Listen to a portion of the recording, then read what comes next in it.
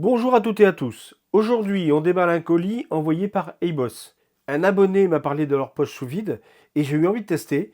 Je leur en ai parlé et donc ils m'ont envoyé un échantillon, donc on va voir ça ensemble.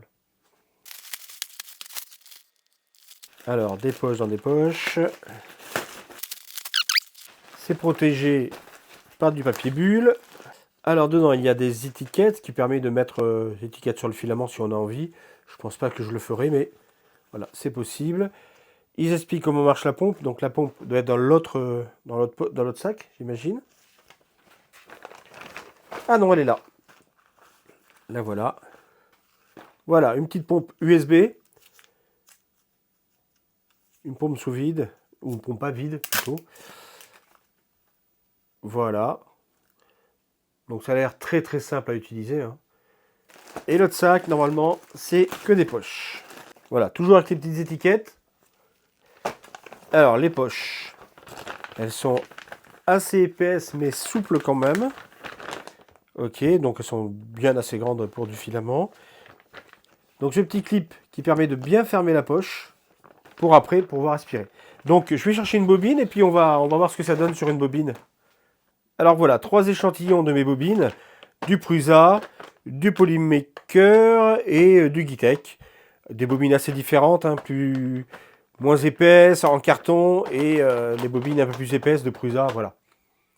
Au niveau du plastique, on peut voir, enfin je peux voir que c'est sensiblement le même plastique que les poches Prusa.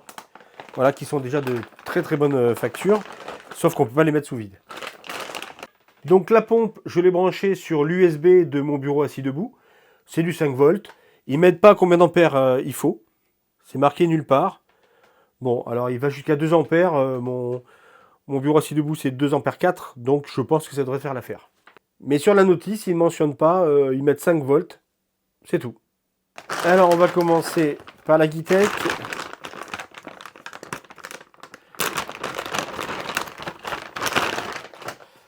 Voilà, je laisse son petit sachet. Hop, on va le mettre ici au milieu. On ferme avec ça. Alors effectivement, ça ferme vraiment bien.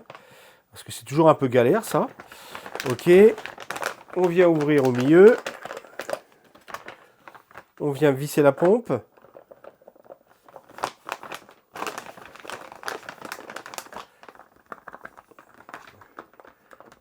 Voilà. Et on met en route.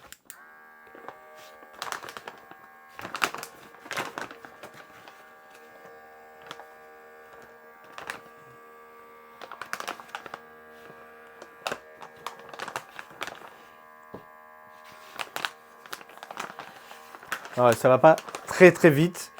Je vous conseille de vider un maximum d'air quand même avant.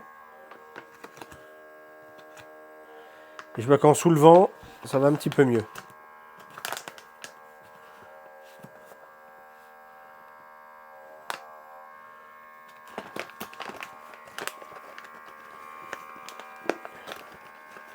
Ça y est, ça fait son vide. Je sais pas si elle s'arrête toute seule.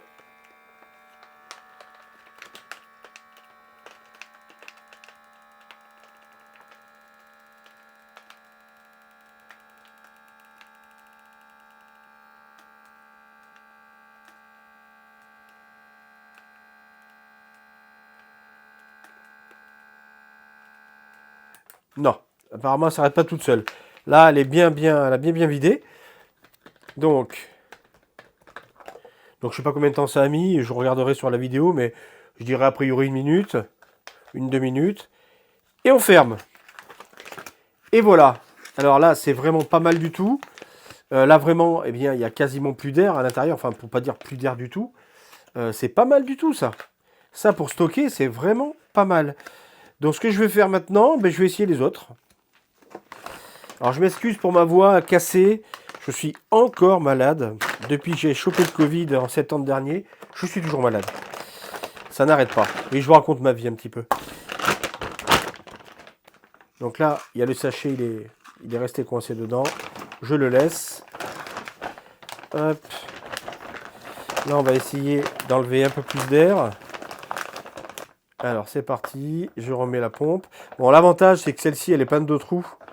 Donc ça devrait être pas mal. Et c'est parti.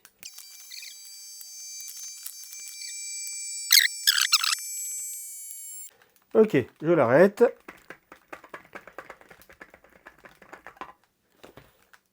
Là, il n'y a pas d'air qui s'échappe. De toute façon, on met le bouchon. Et voilà, qui est beaucoup mieux. Donc c'est quand même pas mal du tout. Là, au moins, les bobines sont vraiment stockées sans air et pourront durer plus longtemps. Je vais faire maintenant ça en carton. Non, je pensais qu'il allait s'arrêter tout seul, mais non, vraiment. Là, on voit que il n'y a plus d'air. Donc je l'arrête. Donc résolument, il ne s'arrête pas tout seul. Mais bon, c'est pas grave. En fait, à l'image un petit peu des appareils pour mettre sous vide les appareils de cuisine, où on met les aliments sous vide. Voilà, eux, ils s'arrêtent seuls. Elles, non. Donc voilà, là, on voit vraiment que c'est bien mis sous vide. Donc ça, c'est vraiment top. Là, avec ça, les bobines, elles vont vraiment durer longtemps. Alors voilà, en voilà 3 de fait. Maintenant, je vais faire, comme j'ai pas mal de sacs, du coup, je vais faire le maximum que je peux faire. Et je vais acheter d'autres sacs. Attention, le petit joint qui est là s'enlève. Donc des fois, il reste collé dessus. Donc faire attention, c'est ce qui fait l'étanchéité. Donc ne pas le perdre. Voilà, vous voyez, hop, il s'enlève. Donc faire attention à ça, ne pas le perdre. C'est tout. C'est la seule chose qu'il y a à faire attention. Je vais vous expliquer le processus que je me suis mis en tête de faire. Je me suis dit, j'ai des bobines comme la Sunlu qui est là, qui a 5 ans, au moins 5 ans minimum. Je l'ai peu utilisée, c'est la couleur rose, on va dire couleur peau. Ce n'est pas une couleur que j'utilise beaucoup, mais je l'utilise. Et du coup, je me suis dit, avant de la mettre sous vide, je vais la déshydrater.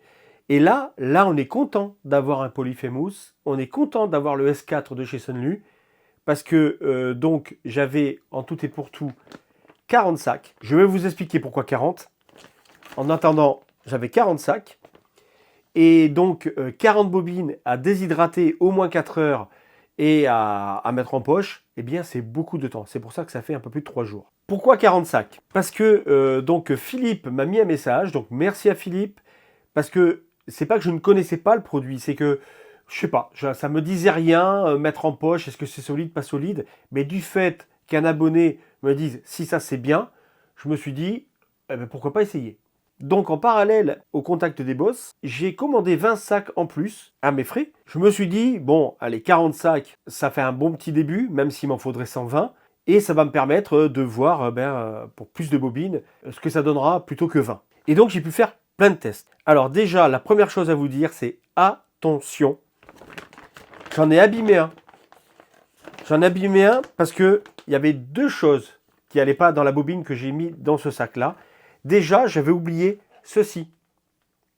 Donc c'est pour tenir le filament. Donc ils sont très bien ces petits crochets. Mais maintenant, je ne les utilise plus. Parce que ça m'a percé avec les rebords là. Ça m'a percé le sac. Ici.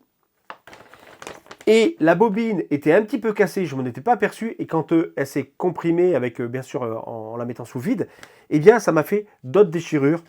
Voilà. Donc, si vous ne voulez pas abîmer vos sacs, et d'une, éviter les crochets qui tiennent le filament. Donc du coup, j'ai fait comme ça pour toutes mes bobines. Voilà, je passe le filament dans un trou comme ça. Voilà, et ça marche bien. Je crois que c'est 16,95 € en ce moment, les 10. Bon, ben voilà, quand vous en niquez un comme ça, c'est 1,90 € de perdu, quoi. Maintenant, quand vous voulez défaire un sac, ce que je vous conseille, moi, c'est de ne pas tirer là-dessus pour l'ouvrir. On va prendre au hasard celui-ci.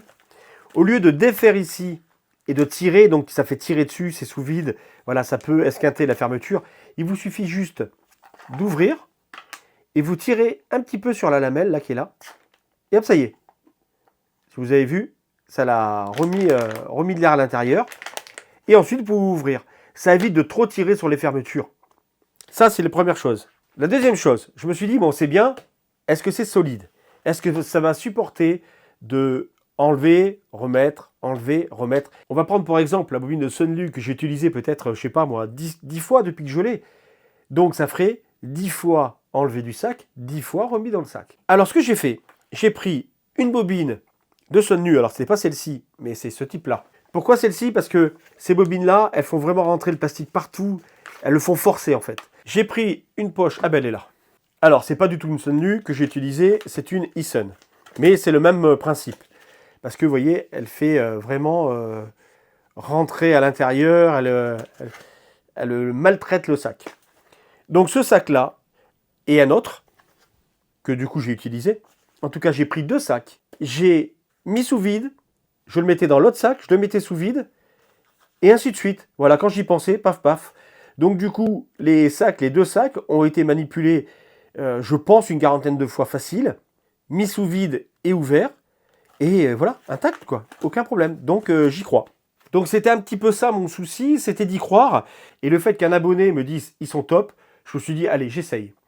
Et là pour le coup, eh bien c'est super. Donc là, donc j'en ai 39 puisque celui-ci est abîmé. Il m'en manque donc 80, donc je vais en commander 80. Alors peut-être que pour les bobines qu'on utilise usuellement, comme moi par exemple, le PG blanc, je l'utilise, si c'est pas 2 fois par semaine, c'est 3 fois. Celui-ci, je vois pas l'intérêt, parce que les bobines font pas longtemps, d'aller les mettre sous vide comme ça. Mais pour les bobines que j'utilise une fois par mois, une fois par an, là vraiment l'intérêt est complètement là, quoi. Il y a complètement l'intérêt de faire ça. Les étiquettes, vous voyez, vous pouvez mettre la date d'ouverture, de fermeture, etc. Donc eux, ils mettent que 3 dates. Donc peut-être que pour eux, les sacs doivent être utilisés que 3 fois. Voilà, moi je sais qu'une quarantaine de fois, il n'y a aucun problème. Voilà. Mais je ne les colle pas, je m'en sers pas. Mais sachez qu'elles y sont. Donc n'oubliez pas, ça, on ne met pas. Et donc la petite chose que je vous disais qu'il y aurait en plus, c'est un code promo. Parce que c'est bien faire des vidéos, c'est bien présenter des produits que vous achetez. Je sais que certains d'entre vous ont acheté le Polyphémous et j'espère que vous en êtes contents. Parce que moi, j'en suis toujours hyper ravi. Et là, je peux vous dire qu'il a tourné non-stop pendant quasiment non-stop, oui, pendant plusieurs jours. Comme le S4, hein, faut reconnaître. Mais lui, il a tourné, les moteurs aussi, et vraiment, c'est vraiment un super truc. En attendant, je sais que certains en ont acheté, et il n'y avait pas de code promo dessus. Là, je me suis dit, quand même, ça serait sympathique d'avoir un code pour les abonnés. Donc j'en ai parlé avec eux, et eux m'ont dit, bon, bah, ok, pas de problème. Et donc, ils ont donné un code de 5%. Pour vous et pour moi aussi d'ailleurs. Je ne vais pas vous cacher que les 80 sacs que je vais acheter, je vais utiliser le code de 5%. Je ne vais pas me gêner. En attendant, vous, si ça vous intéresse, eh bien vous aurez un code de 5% que vous pourrez utiliser sur tout le site Eboss. Donc je vous mets le lien dans la description. Attention, ça ne marche pas avec les appareils en pré-vente. Donc par exemple pour le Polyphémous, qui lui est toujours en pré-vente ou en précommande, ça ne marchera pas le code 5%. Enfin, vous allez bien le voir dans votre commande. En attendant, pour ça, pas de problème. Donc je vous mets le code promo dans la description, je vous mets le lien du site dans la description également. Alors donc c'était la review de la petite pompe à mettre sous vide et surtout des sacs Eboss. Merci d'avoir visionné la vidéo. Comme d'habitude, si vous avez aimé, mettez un like, partagez, abonnez-vous, ça fait plaisir. Activez la cloche, vous serez averti de la prochaine vidéo. Allez, à bientôt!